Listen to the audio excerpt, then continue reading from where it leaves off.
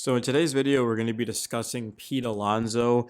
There's been two conflicting reports. You have one saying that he's meeting with the Red Sox on Tuesday, and then you have one saying that he's actually not, or at least nothing's official yet. I don't know who to believe, but let's just go on a limb here and say that eventually the Red Sox during winter meetings this week will meet with Alonso, and we're going to kind of get into the pros and the cons of signing him. So just a little bit about Alonso. So of course he signed that 2-year, $54 million contract with an opt-out after this year, which he took. I mean, he was an absolute monster. 38 home runs, 41 doubles, 136 RBIs, 141 WRC plus for you analytic geek nerds. Alonso was one of the best hitters in baseball. And if we're talking about just pure power hitting home runs, I'd put him third behind Aaron Judge and Kyle Schwarber.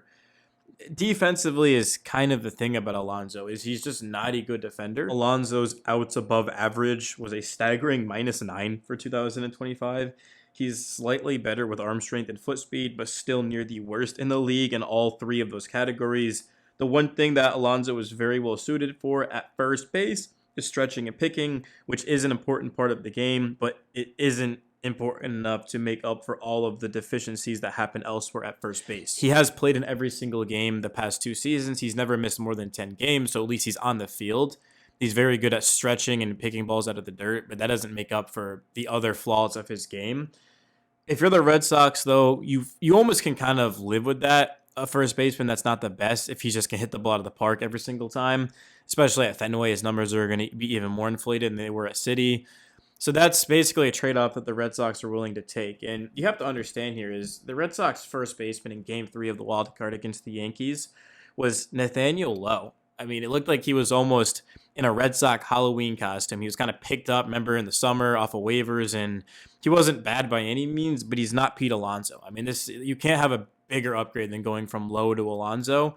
And the Red Sox, with this in mind, they can then move on from Casas and trade him, and I'm sure they wouldn't get that much, but it clears up any concerns they have at first base. And it also keeps their other options open. They could trade for Ketel Marte. They could bring back Alex Bregman. Depending on what they do, it just solves an issue because Marcelo Meyer now probably you could put him at second. You could put Bregman at third. At shortstop is Trevor Story, who opted in, and boom, your infield set, right? So it almost feels like the Red Sox number one priority should be Pete Alonso because they don't have power. They don't have right-handed power, especially. They don't have a first baseman.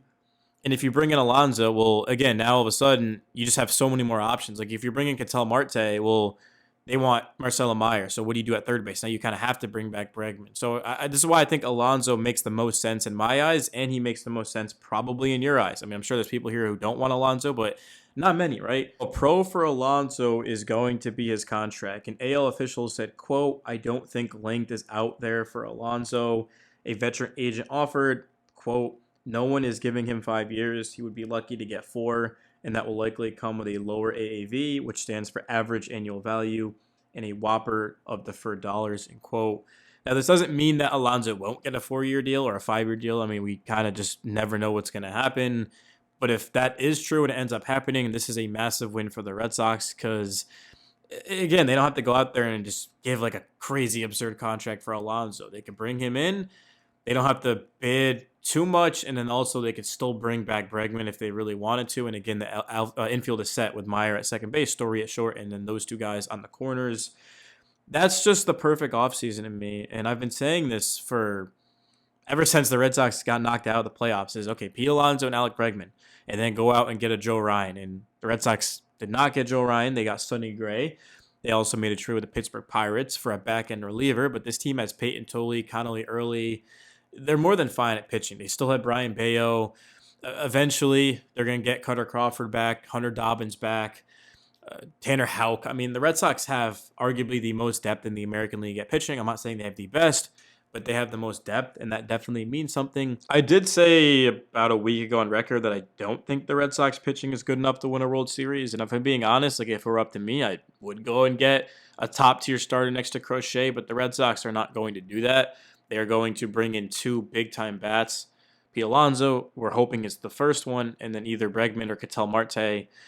your guess is as good as mine what's going to end up happening. It does seem like Bregman doesn't have the biggest market. I know the Cubs are interested and the Tigers are interested, but it was reported this morning that the Tigers' interest at best is kind of like lukewarm. So that doesn't seem like there's an aggressive market for Bregman. And it doesn't seem like there's an overly aggressive market for Alonso as well. Sure, the Orioles are interested, the Mets, the Red Sox.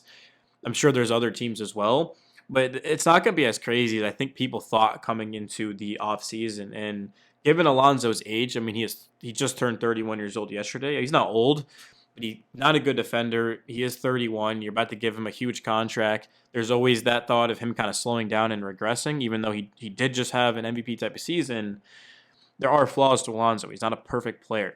And the Red Sox do want more athleticism, and Pete Alonso does not really give them that. So I don't think that Alonso is like a must sign by any means for the Red Sox. But I do think he is very high on their list, and it also was reported that the Red Sox are high on Alonso's list, according to people in his circle. I think it's a good fit, if I'm being honest. I mean, Fenway Park plays a huge role in it as well. If the Red Sox played in a pitcher-friendly park, I probably wouldn't be as in on Alonso. But given that, man, I mean, his numbers would just be absurd playing at Fenway. They do need righties, of course. They've got Meyer, they've got Roman. You go ahead and you look at their starting lineup, like Jarren Duran, Masataka Yoshida, Wilyer Abreu. I don't know who exactly will be here and who won't when the season starts, but the Red Sox have an abundance of left-handed hitting, and more specifically, outfielders.